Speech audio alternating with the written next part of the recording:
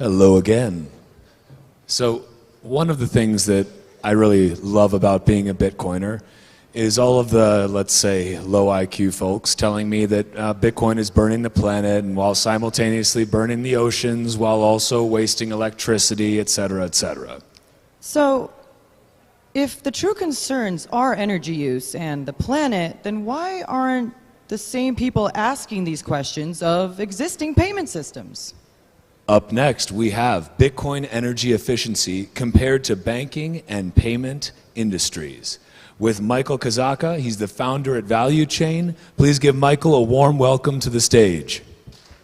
Thank you. Thank you. So, hello everyone. Let's check if this works. Can I have the slides, please, here? Oh, thank you. So yeah, big topic, Bitcoin versus banking.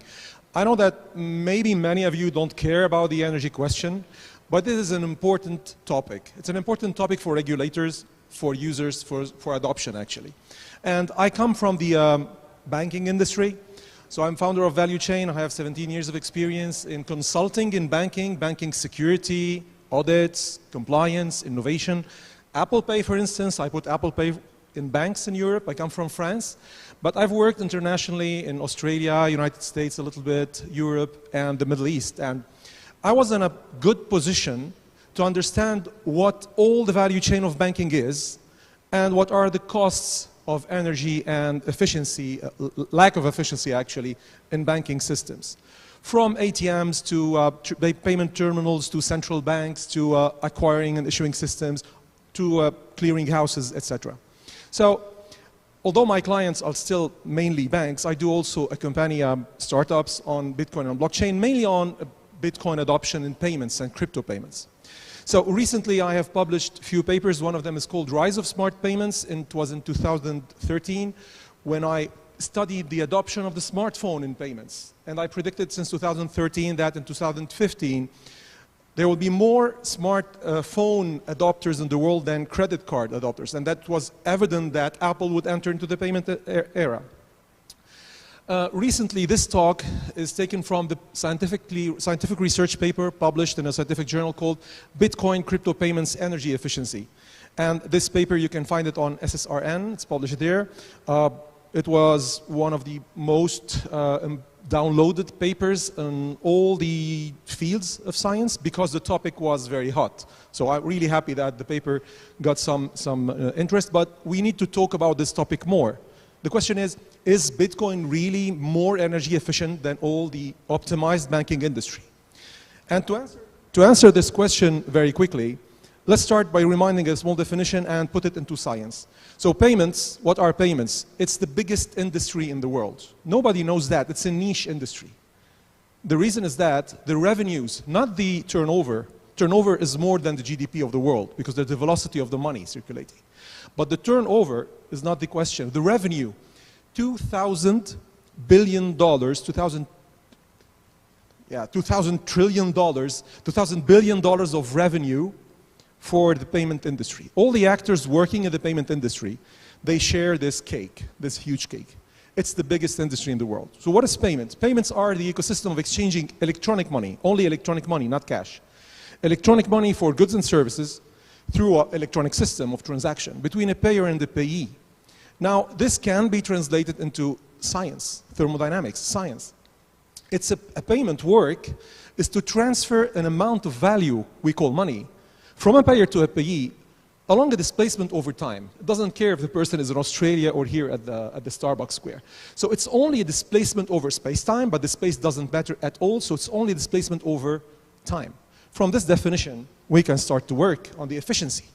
Now that's how banking system works. For those of you who are not acquainted with this niche world, this is one example of one means of payments, card-based, not even Apple Pay, just plastic card, on a proximity payment. Whenever you want to pay your grocery store 100 euros or dollars, you pay, and then his acceptance system, he has a payment terminal, he will talk to the acceptance solution provider, you see here at PSP. And this one will talk to the card scheme, for example, Visa, MasterCard, or a local card scheme. And then this one will call your bank, because banks are not connected, all of them, to each other. It doesn't make sense. They're centralized. And it's only the scheme card issuer who knows who's your bank. We call it the issuer. That's the bank issuer. The bank issuer will give back an authorization number. So when people say Visa works in payments, it is wrong. Visa works on authorizations. It helps acceptance. It doesn't do the payment from end to end, usually, in general. So when you receive this authorization number, you give it back to the PSP and get back to the merchant. Now the merchant, at the end of the day, he will talk back to the payment acceptance system, who will talk to his own bank. We call him the acquirer because he will get the money for the merchant. And then that one will talk to another third-party provider called a clearinghouse, CSM, Clearing and Settlement Mechanism. Now that one has the keys at the central bank of this bank at that bank. So he can go, the CSM, can go to the bank accounts of the banks at the central bank. It's complex, yes. And he will settle all the transaction after netting and settlement. Or we will not enter into complexity, but just imagine that there is more than 17 steps. 17 actors, actually, 17 steps of transaction taking place here, just to make a push payment of $100 or even $1. But it's not the end of the story. Remember time and remember fees. $2,000 billion of fees. So he will not receive my $100. He will receive, on average, 98 out of the 100. $2 are evaporated in the system as a fee for the large payment actors. And it would not even be instant. It will take 2 to 7 days to complete. This is an average. Cross-border payments can take 5 days to more. Some of them can be 1 day. Instant payments is an exception, for example, in Europe, and faster payments with 7 seconds. So, I didn't even talk about Apple Pay, telecom providers, so there may be more layers to a classical payment. Now, this is the same scheme I've showed you, value chain. It's just on a single row instead of on layers. That's how a payment works, and that's what Bitcoin proposition is. And the question is, well, how much terawatt hours per year are we talking about? It's an important question because, as Walker said, they compare Bitcoin to boiling water, I don't know what. They compared it to Denmark, and Nature magazine, the most prestigious scientific journal in the world, dared to compare Bitcoin to beef industry. I don't know why. I don't know, does it make sense? We can compare it maybe to the moon or to the sun, I don't know, but yeah. So nobody compared Bitcoin to banking and payments, and it was blowing my mind since 2010. Why? And because it's very, very difficult to do. Extremely difficult. There's no data, actually. That's what I've compiled over 4 years to see you here and present it to you. First, let's correct how much Bitcoin consumes in energy. Cambridge is one of the only sources of the world that has an estimate that Bitcoin consumes about 140 terawatt hours per year. It's enormous. It's Denmark, okay? But in their own methodology, they have a big mistake and a big problem. They use an average cost of electricity in the world. I don't know if you can buy an average cost electricity. I can't. It's not the same between Bangladesh and Paris and New York. Nobody can buy electricity at an average cost price. Doesn't make sense. So in their asterisk methodology warning, they put this generates an error, margin off. When you compute it, it's minus 50% maybe, or 140% error margin. So all the science, even Nature magazine's estimation, it's based on a non-number. I don't know what does it mean plus or minus 140% error margin. I don't know what does that mean. I'm a little bit a scientist, but I don't know what does that mean. So the question is, can we really compute how much Bitcoin consumes in energy? The answer is yes. Can we compute how much banking consumes energy? Very, very hard. Nobody was able to finish it in a very precise way. So I did my best. I computed Bitcoin in an extremely precise way, energy consumption and banking in a very best educated guess, with a whole methodology, scientific paper, and I explain what's in the scope, what's not in the scope. For information, I only compared the same promise. What is the promise of Bitcoin? Account holding and the payment means of payment. It's the first sentence of Satoshi Nakamoto in his paper. I have developed an electronic payment for online payments system. Okay? So on the same parameter, I had to do millions of computations to be able to estimate Bitcoin energy consumption. I did not use at all dollars in the story. Never used electricity price. How? How is that possible? We are lucky to have Bitcoin blockchain. it has real-time data on the hash power. So the hash power is the combination of all the watts, the terawatts, if you want, the watts that the ASIC miners are really consuming. Now the hard problem is we do not know each model, how much it was sold, what's its lifespan, how much is still used, and when it did get out of the grid. This is a very difficult topic. As I mentioned, I've done this many, many times for ATM machines, payment terminals, and smartphones, as I showed you in my old papers that I've published. So I brought the science a little bit to Bitcoin grid. In the simulations, what you can see here is 100 ASIC miner models as columns since 13 years until now. And what you can see here is, of course, in the beginning, there were no ASIC miners, and then one model came, and then other model came, and you see the adoption of ASIC miners here. Until August, so this is time, until August 2022. I stopped there in this simulation. So I was able, by talking to miners around the world, to give a correct lifespan of each model, of each unit ASIC model. And it gives us this graph. This graph demonstrates in 13 years the adoption of each model. For example, this is an ASIC model that entered into the market and then it get out of the market. The average lifetime span is about 4 years per model. This is just an average. There are exceptions. So all that was taken into account, and it predicted 100% the hash rate over Bitcoin blockchain. This confirms that the numbers are precise and the estimation is precise. What you see here is also until August 2022, the hash rate power. It's a bit higher today, I guess. And what you can see here is the magic of the math that gives us the cumulated number of mining units. These are not the nodes, okay? Some nodes, of course, have hundreds of ASIC miners. But you can see here is that at one point of time, we had about 9 million ASIC miners running in parallel or something.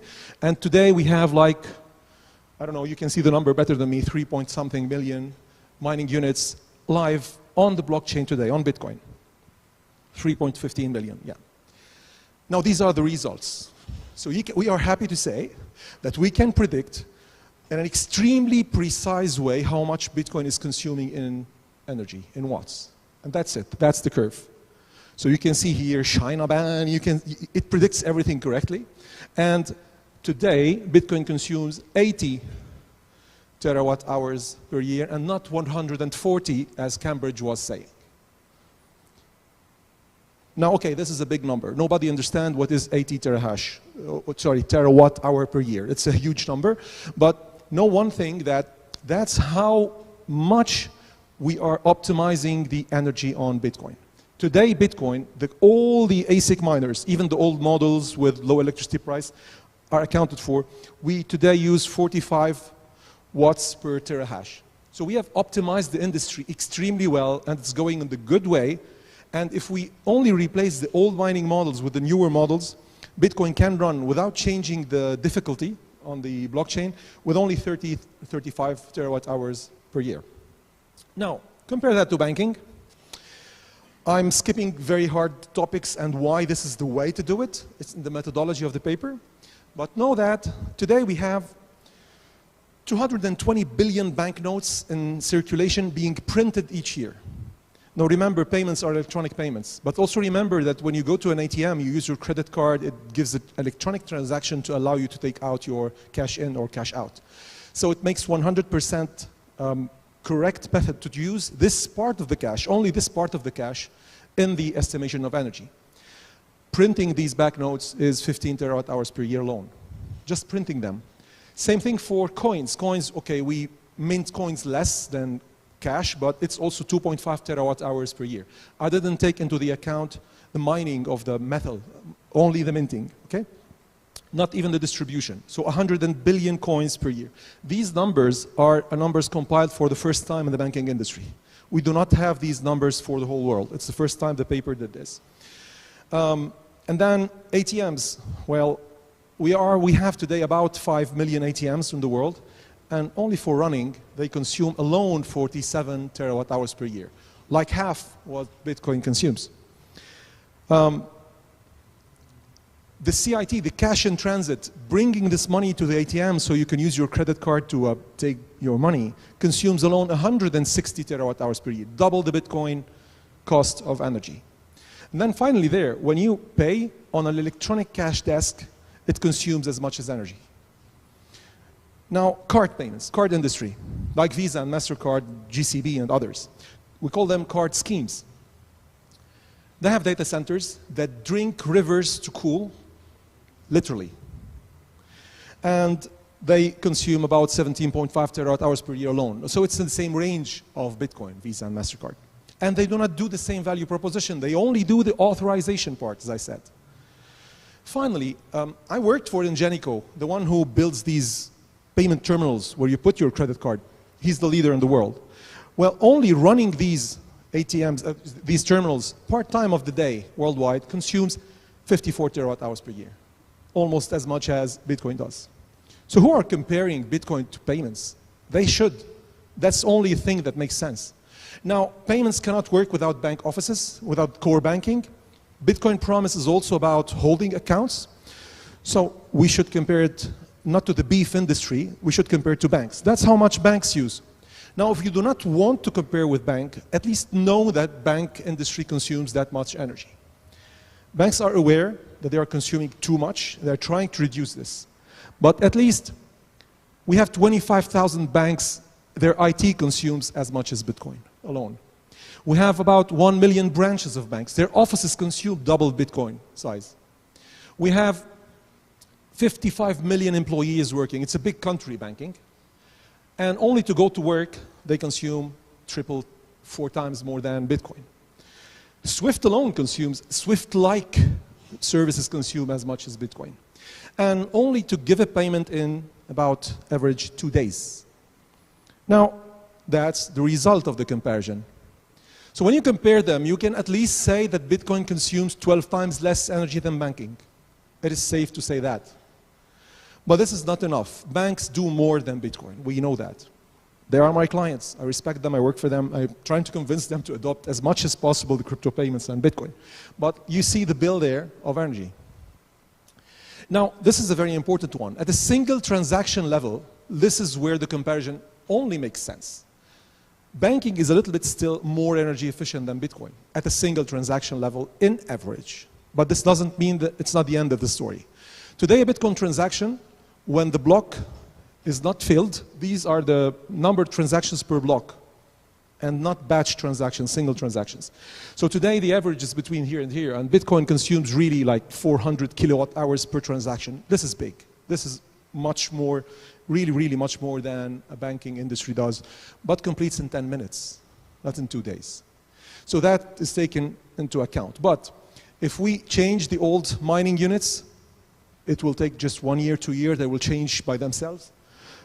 Look how much the improvement is being done on Bitcoin. So just with time, Bitcoin is becoming more and more energy efficient per transaction. Now this is a scientific formula that compares the energy efficiency in payments.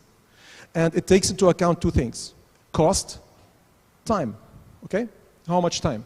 And what you can see there is that Bitcoin today is in the same range of efficiency of a single bank transaction. It's a little bit less, but if you fill a little bit more the blocks, so if we have more adoption of Bitcoin, Bitcoin will reach the parity at a single lever transaction with just filling a little bit more the blocks.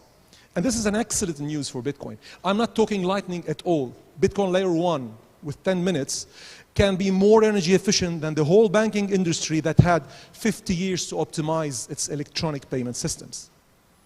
Finally, these are the results. If you compare classical electronic payments with instant payments, so all banks are putting, central banks are providing now faster payments, instant payments, that can take about 7 seconds to complete. You can see that banking industry will still consume about 1,000 terawatt hours per year. The capacity of processed transaction will drop. Banking cannot scale for instant payments. Nobody knows that. You cannot transform these number of transactions per year into the same number of transactions per year as a 1 second or 7 second transaction.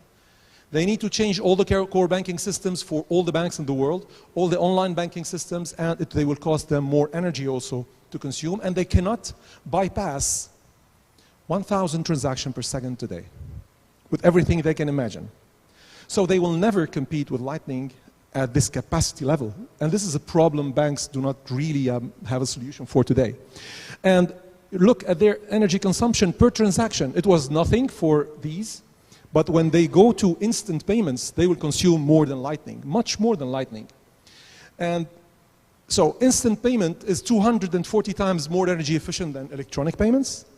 But as you can see, Bitcoin in orange here is layer 1 today, as it is without Lightning, is almost 33, a little bit in the same energy, same range of efficiency as electronic payment system, but if you allow it more years, it will be more energy efficient than this. And if you add up Lightning will still use the same energy amount as layer 1 because it adds nothing. The layer 2 of Lightning adds almost nothing, 0.00 something. Please go and see the paper for more detailed numbers. But the mind-blowing result is that Lightning is hundreds of thousands of times more energy efficient than all the banking industry and even instant payments. So thank you very much. And if you have any questions, I'll be happy to answer you.